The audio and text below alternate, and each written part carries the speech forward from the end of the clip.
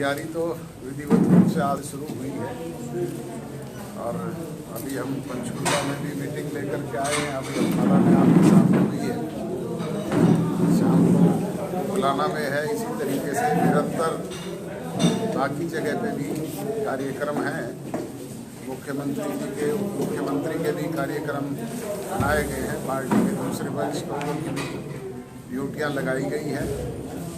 मजबूती से इस चुनाव को हम लोग लड़ें और इसके जरिए विकास को गति देने का काम कर सकें। सर, कृषि प्रधान देश का उज्जवल भविष्य जो है वो आज हरियाणा दिल्ली बॉर्डर की सीमाओं पर बैठा हुआ है कृषि के तीनों कानूनों के खिलाफ जी। तो उसको लेकर लगातार जो है वो खास तौर पर जेजेपी पार्टी का जो किसानों द्वारा जो है बहिष्कार किया जा रहा है कि किसान समर्थक पार्टी थी और आज हमारा साथ नहीं दिया जा रहा है। सर, आपके नेटिव विलेज से भी आज टिकरी बॉर्डर पे किसान कुछ गए हैं।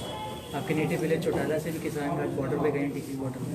भाई मेरे सारी जगह से जा रहे हैं किसान। जब वहाँ पे है, हमने भी ये बात कही है कि किसान की समस्या का समाधान हो और हम इस बात के सदैव पहले दिन से पक्षधर रहे हैं।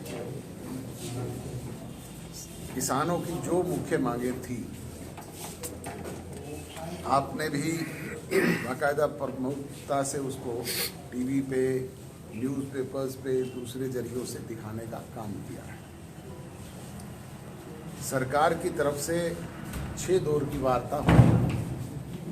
6 दौर की वार्ता के बाद जो ड्राफ्ट उन्होंने सरकार से मांगा, उसमें भी सरकार की तरफ से क्लियर कट उनकी सारी डिमांड्स को मानने का काम किया गया। अब बॉल जो है वो किसान के पाले में है।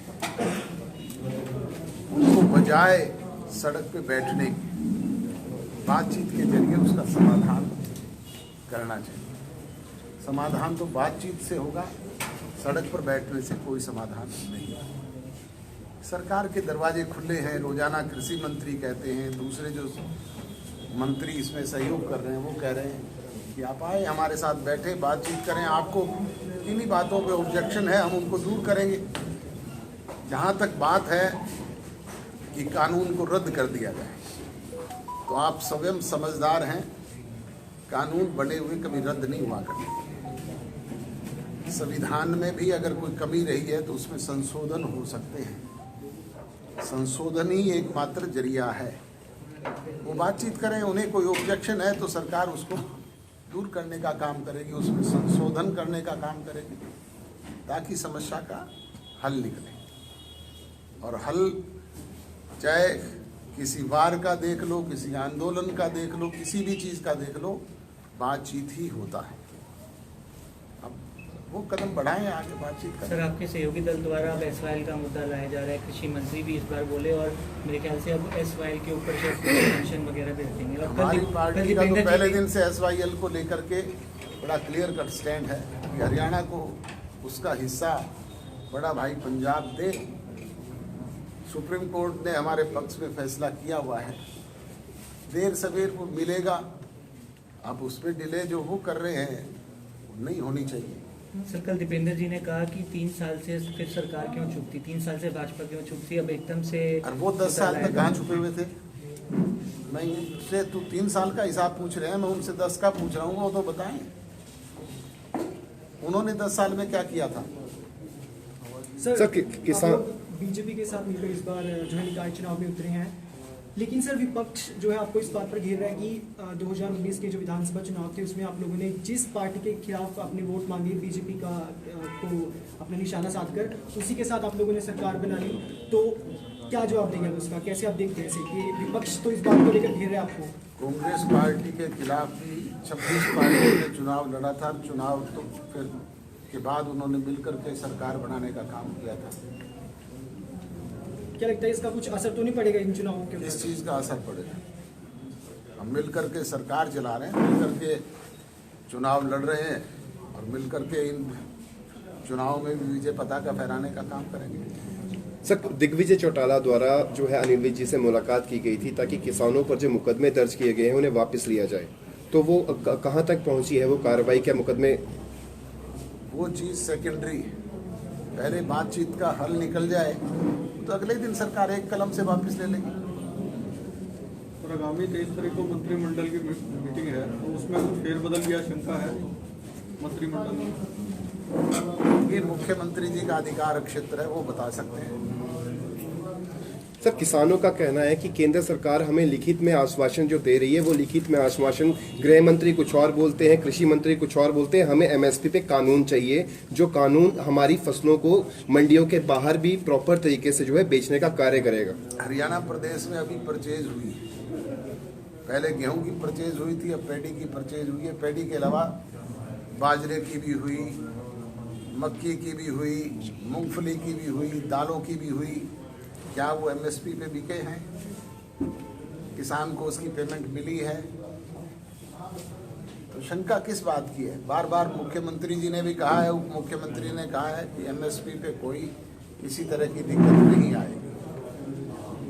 सर, 500 करोड़ रुपए का बकाया जो अभी गेहूं की जो अभी परचेजिंग हुई है, 500 करोड़ रुपए का बकाया सिर्फ और सिर्फ अंबाला का ही अभी तक पेंडिंग है।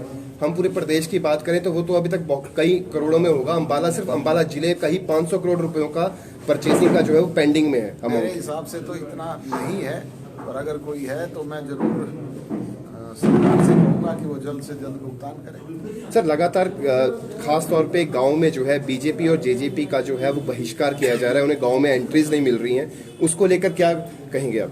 मुझे तो कहीं ऐसी बात लगी नहीं। आप किस जगह की बात कर रहे हैं और किसका बहिष्कार किया गया है, ये सिर्फ अखबार तक सीमित होता है।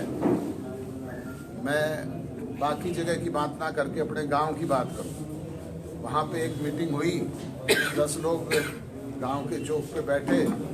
उन्होंने कहा कि दुष्यंत चौटाला का, चौधरी रणजीत सिंह चौटाला का सामाजिक बहिष्कार किया जाएगा और कोई उनको गांव में एंटर नहीं करने देगा।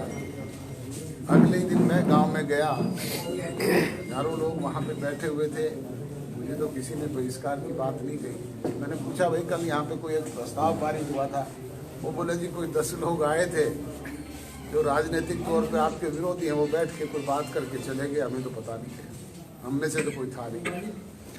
सर, अभय चौटाला जी ने निकाय चुनावों का बहिष्कार किया है किसानों के समर्थन में आकर, उसको लेकर क्या कहेंगे आप? चुनाव लड़के देखे तब पता लगे ना, बहिष्कार करना कोई इलाज थोड़ा ही है। चुनाव लड़ते तो धरातल पता लग जाता। बड़ौदा में बड़े दावे किए जा रहे थे। चौधरी ओम प्रकाश चौटाला जी ने लगातार निरंतर 1 सप्ताह तक गांव-गांव की वोट लगवाने का काम किया। वोट कितने आए? राजकुमार सड़ी से भी पीछे। थोड़े दिन बाद में आप देखिए, एक पार्टी हुआ करती थी इनेलो,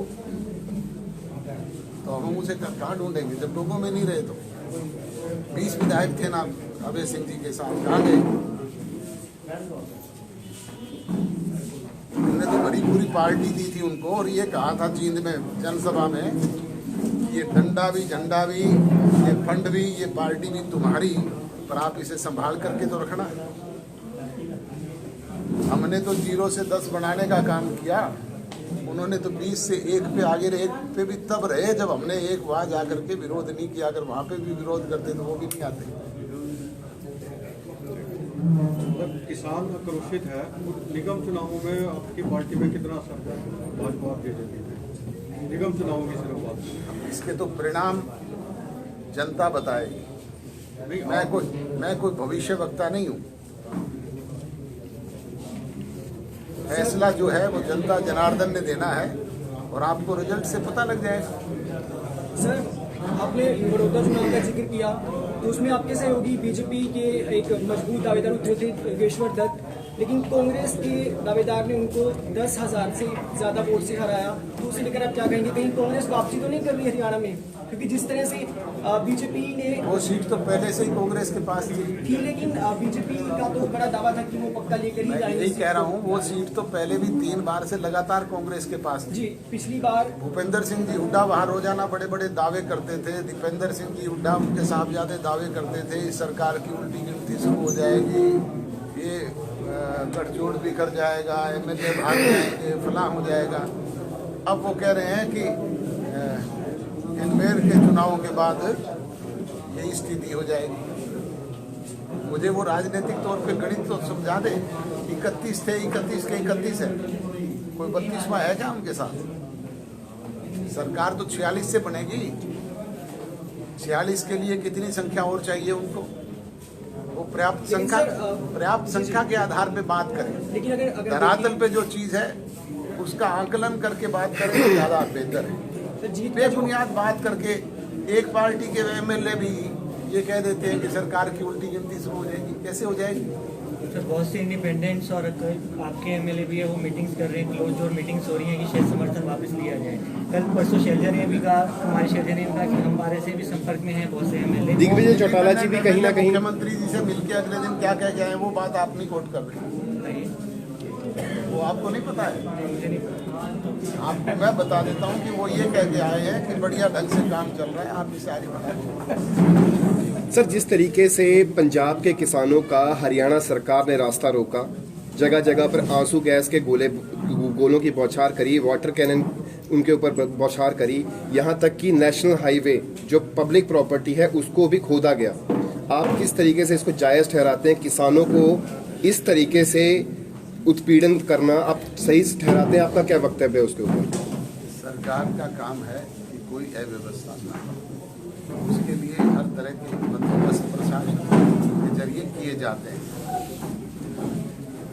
सरकार तो यही चाहती थी कि दिल्ली उस वक्त कोरोना के पीक पे था, 8-8 हज़ार केसेस रोज आ रहे थे, हालात वहाँ पे बद से बदतर होते जा रहे थे कि ऐसी स्थिति में लोगों का नुकसान ना हो।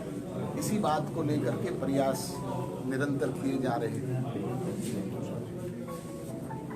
तो आप सही ठहराएंगे जो पानी की बौछारें की गई, सड़क नेशनल हाईवे को खोदा गया वहां पे किसानों को रोकने के लिए? भी किसान पे अगर कोई पानी की बौछार हुई है, कहीं लाठीचार्ज हुई है, उसकी निंदा भी की है, उसको गलत माना है, ठीक है ना जी। मैं ये नहीं कहता, पर प्रशासन की भी कुछ जिम्मेवारियां होती है कि कई तरह की दिक्कतें लोगों को ना हो, उसके लिए कई बार कड़े कदम भी उठाने पड़ते हैं। सर, इन्हीं कड़े कदमों को उठाने के लिए सुप्रीम कोर्ट ने आज प्रशासन को भी और साथ ही साथ किसानों से भी जवाब मांगा है कि आखिरकार इनके रास्ते क्यों रोके गए।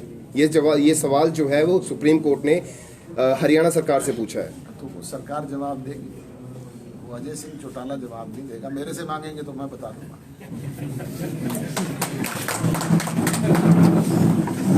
Thank you.